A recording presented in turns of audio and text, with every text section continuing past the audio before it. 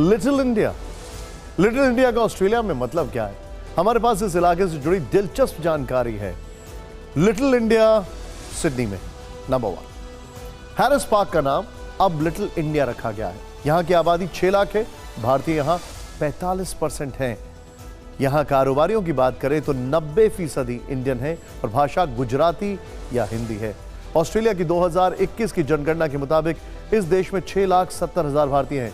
अनुमान के मुताबिक साल 2035 तक ऑस्ट्रेलिया में भारतीयों की संख्या 10 लाख से अधिक हो जाएगी। तब लिटिल इंडिया का महत्व और बढ़ जाएगा। कह सकते हैं कि शायद इसीलिए प्रधानमंत्री मोदी ने ऑस्ट्रेलियाई पीएम के साथ लिटिल इंडिया की आधारशिला रखी। अपने भाषण में लिटिल इंडिया का जिक्र भी किया। हमारे यहां खाना बनाने का तरीका भले अलग अलग है, लेकिन अब मास्टर शेफ हमें जोड़ता है। और यही वजह है कि पैरा माटा स्क्वायर किसी के लिए परमात्मा चौक बन जाता है।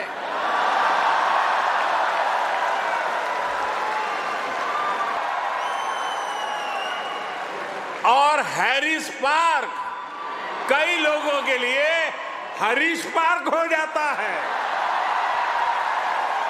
वैसे मैंने सुना है कि हैरिस पार्क में चटका की चाट,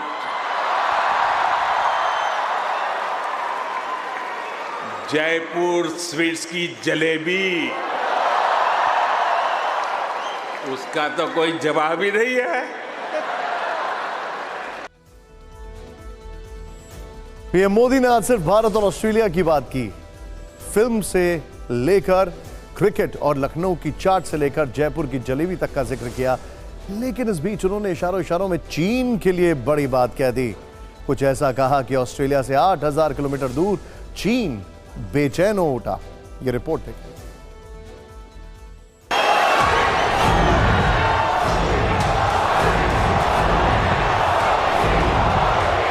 सिडनी में भारत और ऑस्ट्रेलिया के प्रधानमंत्रियों के बीच दमदार दोस्ती देखने को मिली। कभी पीएम मोदी अल्बनीज से गर्मजोशी से हाथ मिलाते दिखे, तो कभी अल्बनीज पीएम मोदी के कान में कुछ कहते नजर आए। मोदी कभी अल्बनीज को गले लगाते दिखे, तो कभी अल्बनीज पीएम मोदी का हाथ पकड़कर नई ऊंचाइयों को छूते दिखे।